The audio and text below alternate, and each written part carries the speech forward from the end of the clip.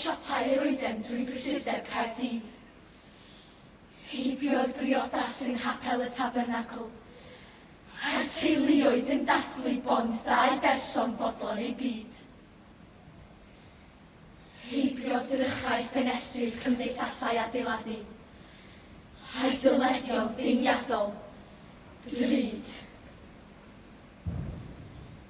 Ond gyferbyn, y mynedfa'r Oxford Arcade, nid cyfnewid llwon am odrwyon, ond cyfnewid y bregisiw am ddwy bint a hanner can ceiniog o hunan bach.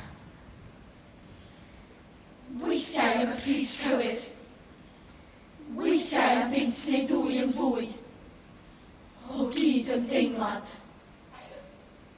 Stopiwn, prynwn, ac o glywed ei. Diolch yn fawr i chi. Sgwrsiwn, a holwn rhywfaint o'i hanes. 10 munud wedyn, eisteddem o'i amgylch yn gwrando mewn cylch cyfrin yn ei barlwr ar y pafin. Wrth i'r cyfarwydd ddigartref hwn, rannu briwsion hanes ei fywyd.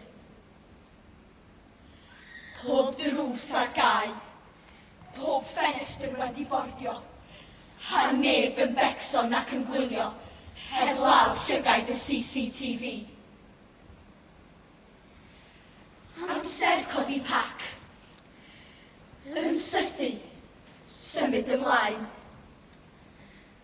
ac wrth farwelio, cymrwn ymaith fwy na'n bagiau siopau a'n copi o'r bregisiw.